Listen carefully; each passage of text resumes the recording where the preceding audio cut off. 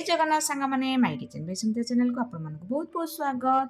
ଆଜି ମୁଁ ଆପଣଙ୍କ ପାଇଁ ପାଣି ଫୁଲକିର ରେସିପି ଆଣିଛି। ଏଇଟା ନା ବହୁତ ଟେଷ୍ଟି ସାଙ୍ଗମାନେ, ଏହାକୁ ଥରେ କରନ୍ତୁ ଆଉ କେମିତି ଲାଗିଲା ମୋତେ କମେଣ୍ଟ ମାଧ୍ୟମରେ ନିଶ୍ଚିତ ରୂପେ ଜଣାଇବେ। ଯଦି ଭିଡ଼ିଓଟି ଭଲ ଲାଗୁଛି ନିହାତି ଲାଇକ୍ କରନ୍ତୁ, ସାଙ୍ଗସାଥି ଏବଂ ରିଲେଟିଭ୍ମାନଙ୍କୁ ଅଧିକ ମାତ୍ରାରେ ସେୟାର କରନ୍ତୁ।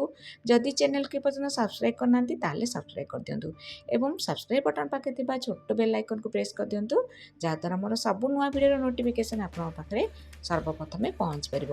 ଇନଷ୍ଟାଗ୍ରାମ ଫେସବୁକରେ ଯଦି ଦେଖୁଛନ୍ତି ସୁମିତ୍ରା ମିଶ୍ର ମୋର ଆଇଡି, ଲାଇକ୍ ସେୟାର ଫଲୋ କରନ୍ତୁ। ତ ଏବେ ଚାଲନ୍ତୁ ଭିଡ଼ିଓକୁ ସ୍କିପ୍ ନ କରି ଲାଷ୍ଟ ପର୍ଯ୍ୟନ୍ତ ଦେଖନ୍ତୁ, ଯାହାଫଳରେ ଆପଣ ରେସିପିଟି ବହୁତ ଭଲ ଭାବରେ ବୁଝିପାରିବେ। ଦେଖନ୍ତୁ ଏଥିପାଇଁ ଆବଶ୍ୟକ ସାମଗ୍ରୀ ଭିତରେ ପ୍ରଥମେ ମୁଁ ନେଇଯାଇଛି ପୋଦିନା ପତ୍ର। ଏହାକୁ ଭଲ ଭାବରେ ଧୋଇକି ଗ୍ରାଇଣ୍ଡର ଜାରି ଦେଇଦେବା। ତାପରେ ସେଥିରେ କିଛି ଧନିଆ ପତ୍ର ଏଡ଼୍ କରିଦେବା। ରାଗ ହିସାବରେ ମୁଁ 3ଟି କଞ୍ଚାଲଙ୍କା ଦେଇଛି। ଆପଣ ଯଦି ଅଧିକା ରାଗ ଖାଆନ୍ତି ତାହେଲେ ଆଉ କଞ୍ଚାଲଙ୍କା ଦେବେ। ଖଣ୍ଡେ ଅଦାକୁ ମୁଁ ଛୋଟ ଛୋଟ କାଟି ଦେଇଛି ଧୋଇକି। ତାପରେ ଏଥିରେ ଅଳ୍ପ ପାଣି ଦେଇକି ଏହାର ଗୋଟେ ଫାଇନ୍ ପେଷ୍ଟ କରିକି ଆମେ ଗୋଟେ ଡେକ୍ଚିରେ ରଖିଦେବା। ଏଥିରେ ଦେଇଛି ପାଣି ମାନେ ଯେତିକି ଆବଶ୍ୟକ। ତାପରେ ଏଥିରେ ବ୍ଲାକ୍ ସଲ୍ଟ ଗୋଟେ ଟେବୁଲ୍ ସ୍ପୁନ୍, ଜିରା ପାଉଡ଼ର ହାଫ୍ ଟେବୁଲ୍ ସ୍ପୁନ୍, ତାପରେ ଆମଚୁର ପାଉଡ଼ର ଗୋଟେ ଟେବୁଲ୍ ସ୍ପୁନ୍, ଆଉ ଦେଇଛି ଚାଟ୍ ମସଲା ହାଫ୍ ଟେବୁଲ୍ ସ୍ପୁନ୍। ପିଆଜ ଏଥିରେ ମୁଁ ଦେଇଛି 3ଟି ପିଆଜ ଛୋଟ ଛୋଟ କାଟିକି ଦେଲା ପରେ ଏହାକୁ ଭଲ ଭାବରେ ସ୍ପୁନ୍ରେ ମିକ୍ସ କରିଦେବା। ତାପରେ ଆମେ ଏଥିରେ ଖଟା ପାଇଁ ଲେମ୍ବୁ ଏଡ଼୍ କରିବା। ଆପଣ ଚାହିଁଲେ ଏଥିରେ ତେନ୍ତୁଳି ରସ ବି ଦେଇପାରିବେ। ଲେମ୍ବୁ ଗୋଟାର ଜୁସ୍ ମୁଁ ଏଥିରେ ଏଡ଼୍ କରିକି ଭଲ ଭାବରେ ଗୋଳେଇ ଦେଇଛି। ତାପରେ ଏଥିରେ ମୁଁ ଆଉ କିଛି ଧଳା ଲୁଣ ବି ଦେଇଛି। ଦେଇକି ଭଲ ଭାବରେ ମିକ୍ସ କରିକି ସାଇଡ଼୍ କରିଦେବା। ଏ ଦେଖନ୍ତୁ ଏଇଠି ଗୋଟେ ବାଉଲ୍ ମୁଗ ଯାଇକୁ ଭିଜେଇ ଦେଇଥିଲି 2 ଘଣ୍ଟା ହେଲା। ତାପରେ ତାହାକୁ ପାଣିକୁ ଭଲ ଭାବରେ ଧୋଇକି ଷ୍ଟ୍ରେନ୍ କରିକି ଆମେ କ'ଣ କରିବା, ଗ୍ରାଇଣ୍ଡର ଜାରରେ ଏହାକୁ ପେଷ୍ଟ ପ୍ରସ୍ତୁତି କରିଦେବା। ତ ଦେଖନ୍ତୁ ଏବେ ଗ୍ରାଇଣ୍ଡର ଜାରରେ ଆମେ ପେଷ୍ଟ କରିଦେଲେ, ଭଲ ଭାବରେ ତାକୁ ଫାଇନ୍ ପେଷ୍ଟ କରିଦେବେ। କରିକି ଗୋଟେ ବାଉଲ୍କୁ ଏହାକୁ ଚୁଛେଇ ଦେବା। ତାପରେ ଏଥିରେ ବେସନ 2 ଟେବୁଲ୍ ସ୍ପୁନ୍ ବଡ଼ ଟେବୁଲ୍ ସ୍ପୁନ୍ରେ ମାପିକି ନେଇଯାଇଛି। ଲୁଣ ଟେଷ୍ଟ ହିସାବରେ ଦେଇଛି। ହଳଦୀ ଗୁଣ୍ଡ ହାଫ୍ ଟେବୁଲ୍ ସ୍ପୁନ୍ ଦେଇଛି। ରାଗ ଲଙ୍କାଗୁଣ୍ଡ ହାଫ୍ ଟେବୁଲ୍ ସ୍ପୁନ୍ ଦେଇଛି। ଜୁଆଣି ମୁଁ 1/4 ଚାମଚ ଦେଇଛି। ଜୁଆଣି ପକାଇବା ଦ୍ୱାରା ନା ବହୁତ ବଢ଼ିଆ ଟେଷ୍ଟ ଲାଗିଥାଏ। ତ ଆପଣ ନିଶ୍ଚିତ ରୂପେ ଏଡ଼୍ କରିବେ। ତ ଏହାକୁ ଭଲ ଭାବରେ ସ୍ପୁନ୍ରେ ଆମେ ମିକ୍ସ କରିଦେବା। ଏଥିରେ ମୁଁ ପାଣି ବିଲକୁଲ ବି ଏଡ଼୍ କରିନି।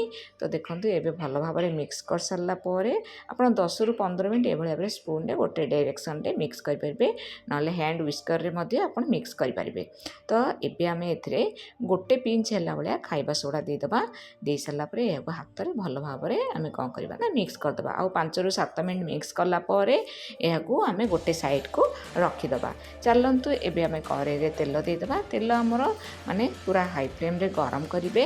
ଗରମ କଲା ପର୍ଯ୍ୟନ୍ତ ବସିବେ। ତ ଗ୍ୟାସ୍ ଅନ୍ କରିକି ମୁଁ ବସି ଦେଇଛି। ତେଲ ଗରମ ହୋଇସାରିଲାଣି। ଏଥିରେ ଆମେ ଅଳ୍ପ ଅଳ୍ପ ଛୋଟ ଛୋଟ ପକୁଡ଼ି ଆକାରର ଦେଇଦେବା, ଯେତିକି ଆମର ତେଲରେ ରହୁଛି। ଗ୍ୟାସ୍ର ଫ୍ଲେମ୍କୁ ଆପଣ ପୁରା ହାଇ ରଖିଥିବେ। ତାପରେ ଆପଣ ପକାଇବା ସମୟରେ ହାଇ ରଖିଥିବେ। ତାପରେ ଆପଣ କ'ଣ କରିବେ, ଭିଡ଼ିଓକୁ ହାଇ ରଖିକି କ'ଣ କରିବେ ନା ଏହାକୁ ଟିକେ ଭଲ ଭାବରେ ପିଠାରେ ବା ଜାଲିଚଟରେ ଏମିତି ଖେଳି ଦେଉଥିବେ। ତାପରେ ଦେଖନ୍ତୁ ଗୋଟେ ସାଇଡ଼୍ରୁ 2 ସାଇଡ଼୍ ଏମିତି 2 ଥର ଓଲଟେଇ ସାରିଲା ପରେ ଆମର ପ୍ରସ୍ତୁତି ହୋଇଗଲା। ଏବେ ପକୁଡ଼ି ଏହାକୁ ବାହାର କରିଦେବା। ତ ବାହାର କରିଦେଇକି ଆମେ ଜାଲିଚଟରେ ଏହାକୁ ଆମେ ଡାଇରେକ୍ଟ କ'ଣ କରିବା ନା ପାଣିରେ ଏଡ଼୍ କରିଦେବା। ପାଣିରେ ଆପଣ ଥଣ୍ଡା ପାଣିରେ ଆପଣ କ'ଣ କରିବେ ନା ଟେଷ୍ଟ ହିସାବରେ ଲୁଣ ଦେଇଦେବେ। ଦେଇସାରିଲା ପରେ ତାକୁ ଟିକେ ସ୍ପୁନ୍ରେ ମିକ୍ସ କରିଦେବେ। ତାପରେ ଆମେ ଯେଉଁ ଛାଣିକି ରଖିଥିବା ପକୁଡ଼ିକୁ ଏଥିରେ ଏଡ଼୍ କରିଦେବା। ତ ଦେଖନ୍ତୁ ଏଭଳି ଭାବରେ ମୁଁ ସବୁ ପକୁଡ଼ି ଗୁଡ଼ିକ ଏଡ଼୍ କରିଦେଇଛି। ଏହାକୁ 10ରୁ 15 ମିନିଟ୍ ଆପଣ ପୁରା ରଖିଦେବେ। ତାପରେ ଜାଲିଚଟରେ ଭଲ ଭାବରେ ଏହାକୁ ଛାଣିଦେବେ ପାଣିକୁ। ତାପରେ ଆମର ଯେଉଁ ପ୍ରସ୍ତୁତି କରିଥିଲେ ପୋଦିନା ଧନିଆ ପାଣିରେ ଏହାକୁ ଏଡ଼୍ କରିଦେବେ। ଏଡ଼୍ କରିକି ଏହାକୁ ଭଲ ଭାବରେ ଗୋଳେଇ ଦେବେ। ତାପରେ ଏହାକୁ 1.5 ଘଣ୍ଟା ପର୍ଯ୍ୟନ୍ତ ଆପଣ ପ୍ଲେଟ୍ ଘୋଡ଼େଇକି ରଖିବେ। 1.5 ଘଣ୍ଟା ହେଲା ପରେ ମୁଁ ଆପଣଙ୍କୁ ଦେଖାଉଛି। ଦେଖନ୍ତୁ ଏଇଟା ଆମର ବହୁତ ସଫ୍ଟ ହେଇଯାଇଛି। ମୁଁ ଆପଣଙ୍କୁ ଦେଖେଇବି ମଧ୍ୟ। ତ ଏଇଟା ଖାଇବାକୁ ନା ବହୁତ ବଢ଼ିଆ ଲାଗିଥାଏ ସାଙ୍ଗମାନେ, ଆପଣ କରନ୍ତୁ ଥରେ। ଆଉ କେମିତି ଲାଗିଲା ମୋତେ କମେଣ୍ଟ ମାଧ୍ୟମରେ ନିଶ୍ଚିତ ରୂପେ ଜଣାଇବେ।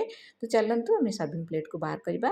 ଦେଖନ୍ତୁ ଏହାକୁ ମୁଁ ଛୁରୀରେ କାଟୁଛି, କେତେ ସଫ୍ଟ ହେଇଛି ଆଉ କେତେ ଜୁସ୍ ଏ ଭିତରକୁ ଯାଇଛି ଆପଣଙ୍କୁ ମୁଁ ଦେଖେଇବି। ଦେଖନ୍ତୁ ସାଙ୍ଗମାନେ ପୁରା ବହୁତ ହି ସଫ୍ଟ ହେଇଛି। ଆଉ ଖାଇବାକୁ ନା ଏଇଟା ବହୁତ ଟେଷ୍ଟ ଲାଗିବ, ସମସ୍ତଙ୍କୁ ନିଶ୍ଚିତ ରୂପେ ପସନ୍ଦ ଆସିବ। ତ ଚାଲନ୍ତୁ ମୋର ପ୍ରସ୍ତୁତି ହେଇଗଲା ପାଣି ଫୁଲକି। କରନ୍ତୁ ଆଉ କେମିତି ଲାଗିଲା ମୋତେ କମେଣ୍ଟ ମାଧ୍ୟମରେ ନିଶ୍ଚିତ ରୂପେ ଜଣାଇବେ। ଜୟ ଜଗନ୍ନାଥ, ଧନ୍ୟବାଦ।